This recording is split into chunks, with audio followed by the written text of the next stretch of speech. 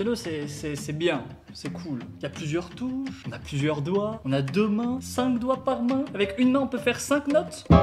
Ah, c'est moche. Avec 2 mains, on peut faire 10 notes en même temps. Et pourtant, dans la grande majorité des morceaux, il n'y a que 2 voix. C'est quoi une voix? Une voix, c'est une mélodie, une ligne, une phrase. Par exemple, dans ce morceau-là,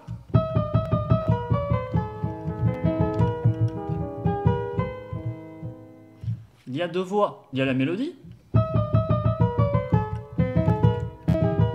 C'est une voix. Et il y a la basse harmonique. C'est la 2e voix. La mélodie est jouée à la main droite, la basse est jouée à la main gauche. Ces 2 voix simultanément forment le morceau suivant. Ah, j'aime pas ce morceau. Alors où est le problème? Il n'y en a pas. Fin de la vidéo. Eh bien disons que la grande majorité des morceaux sont construits un petit peu comme ça. Il y a une main droite, une main gauche, la main droite fait la mélodie, la main gauche fait la basse, qu'elle soit mélodique, harmonique, peu importe. Mais rares sont les morceaux qui ont 3 voix, 4 voix, 5 voix. Non là c'est trop. Car ils sont très difficiles dans un premier temps à composer et encore plus difficiles à rejouer. Et pourtant, dans mon concerto, il y a un passage à 4 voix. Et c'est ce que nous allons voir aujourd'hui. Mesdemoiselles, messieurs, je vous présente le passage le plus difficile du concerto pour piano que j'ai composé, le solo de Crabius.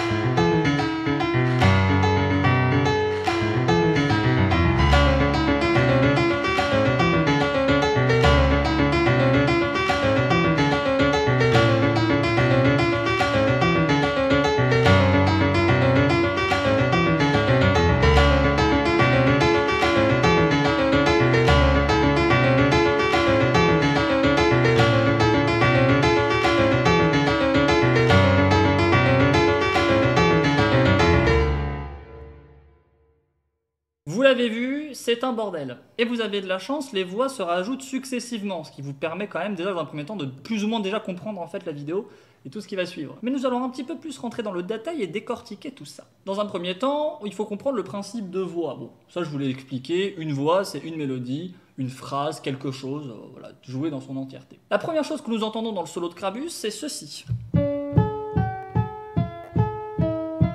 Et ça recommence. C'est notre première voix. Elle est jouée à la main droite. Elle nécessite l'entièreté des doigts. Une note, un doigt. La main ne bouge pas.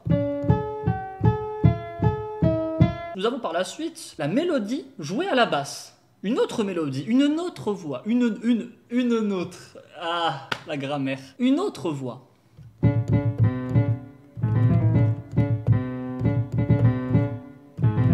Ces 2 passages-là, à eux seuls, suffisent à former un morceau à 2 voix.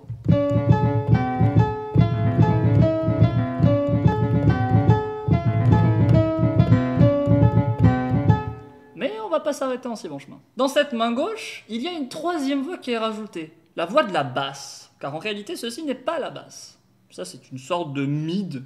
Voilà, c'est une mélodie mid, alors que là, nous avons une mélodie aiguë. Mais il y a une basse qui va tenir des notes longues, le rôle d'une basse.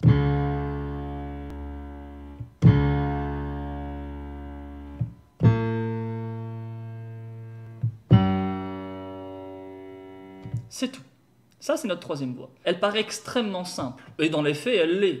Vraiment, n'importe quel débutant, même un non-pianiste, peut rejouer ceci quasiment instantanément. Hein. Ce n'est pas vraiment compliqué d'appuyer sur 3 notes à un bon rythme. Non, la complexité se fait dans l'idée de rajouter cette basse à notre mélodie, jouée à la basse par la main gauche, qui est déjà plus ou moins occupée. Il faut donc jouer ceci.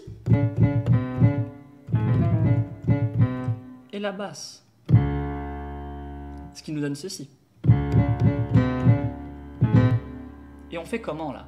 Ah, le premier problème commence à apparaître. On a un écart de doigts ici qui est très compliqué. Les personnes qui ont des très grandes mains pourront se permettre de faire Ré-Fa, mais on perd en fluidité, on perd en capacité d'aisance, et surtout, une personne qui du coup n'a pas de grandes mains ne peut pas jouer le morceau, donc on fait comment? Est-ce que le morceau se veut discriminatoire par l'ADN? Eh bien, l'un des moyens de contourner ce problème, au-delà de écarter votre main comme c'est pas possible, c'est de lâcher cette basse un court instant, le temps de réussir à jouer cette mélodie. Je lâche.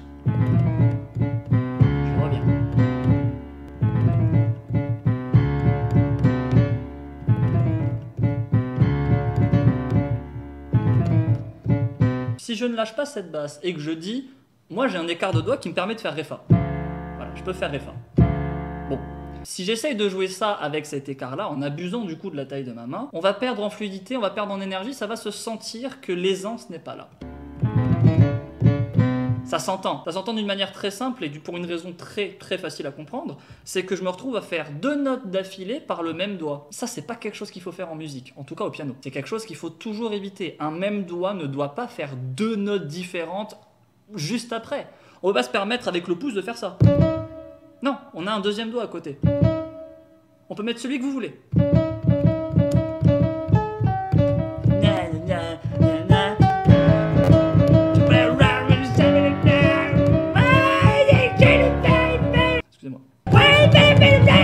Donc il nous reste qu'une seule possibilité, bah, c'est lâcher tout simplement le petit doigt pour réussir à sortir un petit peu cette mélodie. Bon, ça c'est le premier problème. Il y en a un deuxième qui se rajoute juste après. C'est que la basse, elle fait pas juste ça. Il y a un moment, elle va ici. Et puis ensuite, elle va là. Bon, faut toujours faire la mélodie, hein.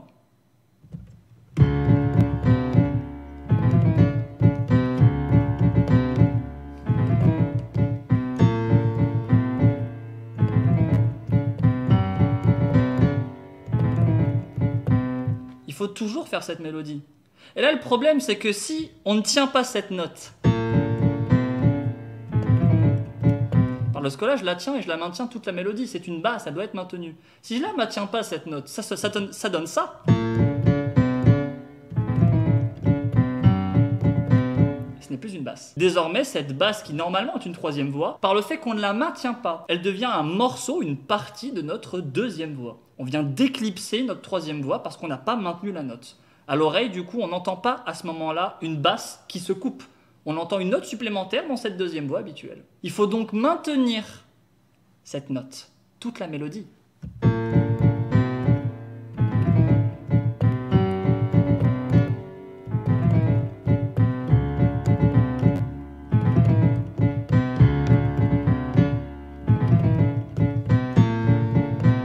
Je reste appuyé avec le quatrième.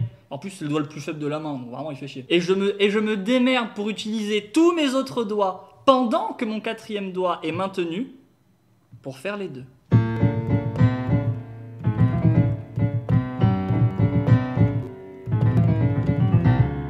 Et à ce moment-là, nous avons enfin réussi à obtenir 100% du solo de Crabius, de ce passage, du concerto, pour la main gauche. Mais c'était le plus facile. Vraiment, on a fait le plus simple. Mais au moins, on a notre main gauche qui joue 2 voix et la mélodie de notre main droite qui nous fait une troisième voix. On a déjà ici un morceau à 3 voix.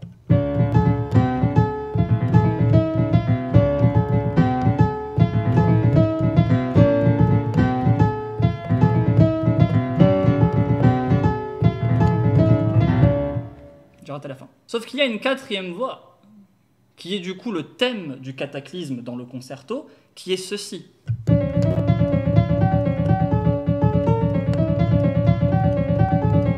C'est un thème également qu'on va retrouver dans mon deuxième concerto sur l'élément du feu, à ce moment-là.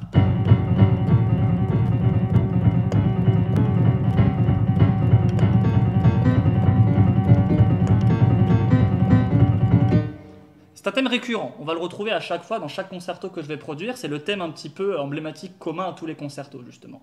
Là on est dans le concerto de l'élément de l'eau, d'où le nom du concerto O, jusque là je pense que vous pouvez suivre, et on a cette mélodie, la mélodie du cataclysme, qu'il va falloir incorporer dans ce morceau.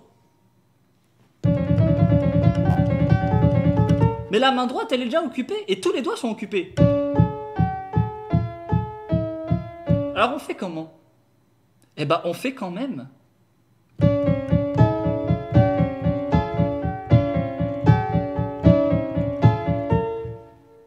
Oui, oui, il n'y a pas d'autre solution. Là, vraiment, j'ai cherché. Hein. Là, même moi, j'ai dû m'entraîner pour jouer ça. Pourtant, c'est moi qui l'ai composé. Hein, donc, Mais au final, là, on doit réellement devoir jouer plein de notes en même temps, des fois 2 notes, des enchaînements de 2 notes, un petit peu comme un enchaînement de tierces.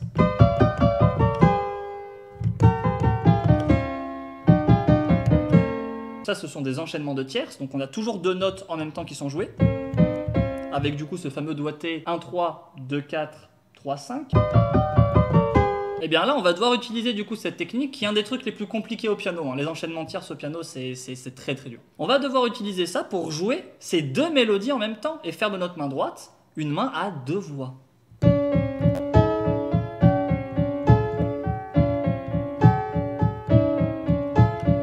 Et n'oubliez pas une chose, nous avons 2 nuances différentes. La mélodie Cataclysme se joue en piqué. Piqué, c'est ceci. Donc il faut être vif, il faut être rapide, il ne faut pas maintenir les notes. Mais l'autre mélodie, notre mélodie originale, les notes sont liées. C'est-à-dire qu'on ne peut appuyer sur une note que lorsqu'on lâche la précédente. Je reste appuyé. Quand j'appuie sur la prochaine note, je lâche la précédente. Si je ne lis pas les notes, ça donne ça.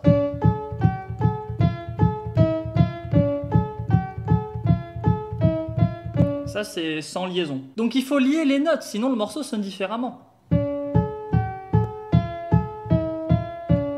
Ça nous demande du coup de maintenir des notes pendant que l'autre mélodie fait d'autres notes. Comme par exemple ceci. J'ai maintenu cette note pendant le motif. Regardez mon petit doigt. Et il va falloir faire ça pour toute la mélodie, le mieux possible, le plus proprement possible.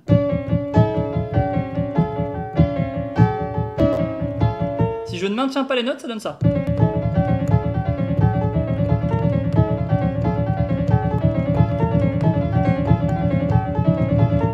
C'est pas mal, mais on sent que c'est pas exactement notre motif. Il faut s'en approcher, il faut lier au maximum.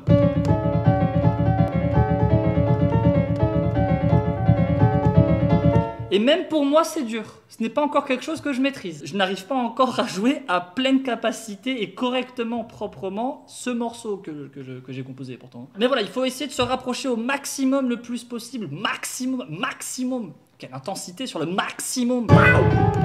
Maximum. Et donc tout ceci combiné nous permet finalement d'avoir ce morceau à 4 voix qui est très très très dur. Hein, je vous invite à le rejouer si vous avez un piano et que vous touchez un petit peu le piano. Vous allez comprendre. C'est toujours en essayant de faire la chose qu'on comprend le mieux l'ampleur de la difficulté. Hein. Et donc voilà pour un morceau à 4 voix, donc petit passage assez complexe hein, du concerto haut. N'hésitez pas à le rejouer et faire une vidéo, moi j'irai check un petit peu vos performances. Ça me ferait très rire qu'il y ait des gens qui soient capables de mieux jouer ça que moi, étant donné que moi je galère. Je suis quand même le compositeur du truc, il y a un moment donné, il faut quand même un peu de sérieux, un petit peu de rigueur. Et pour les personnes qui me demandent la partition pour pouvoir rejouer le morceau, hein, je rappelle que la musique ça s'écoute. Ah, c'est l'oreille, c'est pas les yeux, d'accord? Donc écoutez la musique en fait. Là j'ai fait sol ré. Pas du tout. Je n'ai pas l'oreille absolue, désolé.